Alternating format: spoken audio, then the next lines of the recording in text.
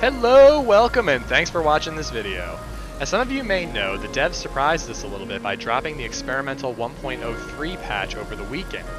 Well, I got to play around with some of the new additions on a private server, and I wanted to show you guys the top 10 coolest things that are new or added back into the game.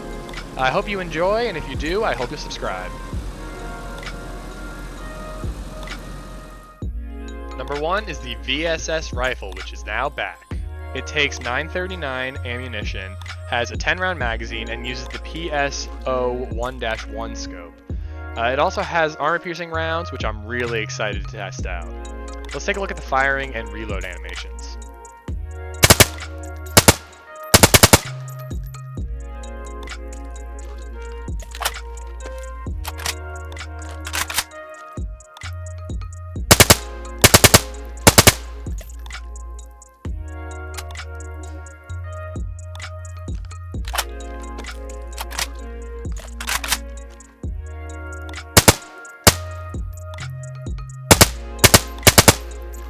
What's really cool about this gun is that it has a built-in suppressor and uses subsonic rounds, meaning that this thing is going to be really friggin' quiet. But it also uses a heavier round, which means that you're going to have a lot of bullet drop and you're really going to have to lead your shots when shooting at range. Number 2 are the Bayonets, which are finally back in the game. I'm really excited about this one. The M4, the AK, the SKS, and the Mosin each have their own attachable bayonet. The one for the Mosin kind of makes you look like you have a gigantic antenna on your back, but they all look pretty damn cool. Now, one might ask themselves, what's the point of bayonets if you can't use them in this game? Well, I've got some good news for you.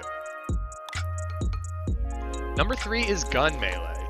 You may remember that we had a version of this, and I think it was the first .63 experimental patch, but it's been missing for quite a while. Well, it's back for guns with bayonets, for guns without bayonets, and for pistols.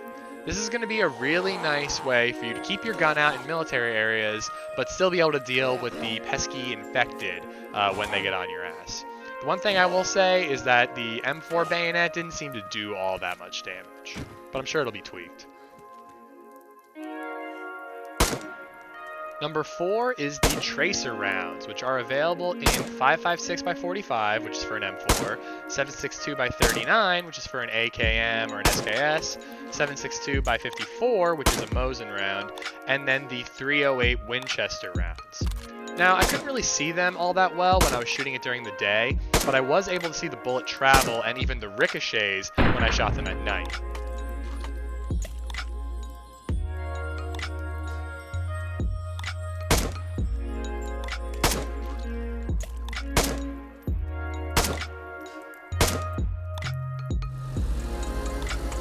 Number 5 is a brand new car called the Gunter 2.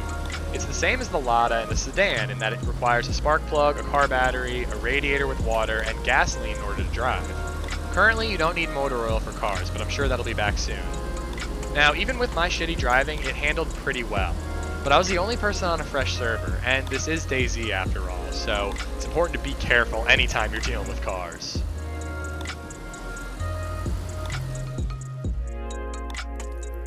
Number 6 is the night vision goggles, which can be toggled on and off by holding down the L button. They're pretty cool, and they have a headband attachment to allow you to wear them, but they can also be attached directly to the tactical helmet. Additionally, the universal flashlight can now be attached to the tactical helmet and can also be toggled with L. Number 7 is item rotation. By pressing the spacebar while dragging an item, you can now rotate it to make it fit into your inventory. This is going to be super convenient and may eventually change which guns can fit into which backpacks, since in the past you needed a backpack that was wide enough in the inventory menu, like a mountain, military, or hunting bag. Is it dumb that I'm really excited about this? I'm going to go full Resident Evil 4 on my inventory and I can't wait. Number 8 is the baseball bat, which can be combined with nails in order to make the nailed bat. Just drag those nails onto the bat in your inventory menu and you're ready to go. The animations for swinging look pretty cool as well.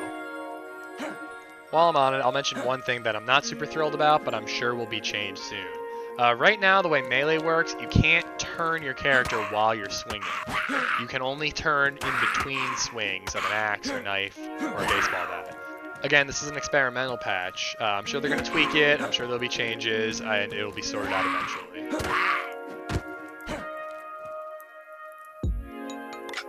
Number 9, there are now designated inventory spots on the strap of all backpacks for the radio and the glow stick.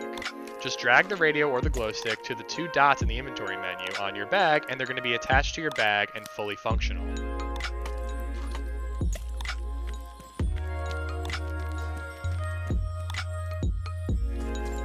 Number 10, You Are Here markers have been added to all trail maps found along the hiking routes. This is going to make these maps a lot easier to use, especially for new players. Speaking of which, if you are new and you're struggling to learn the map, check out my Loot Route Guide series to help you figure out where you spawned and where you should go from there.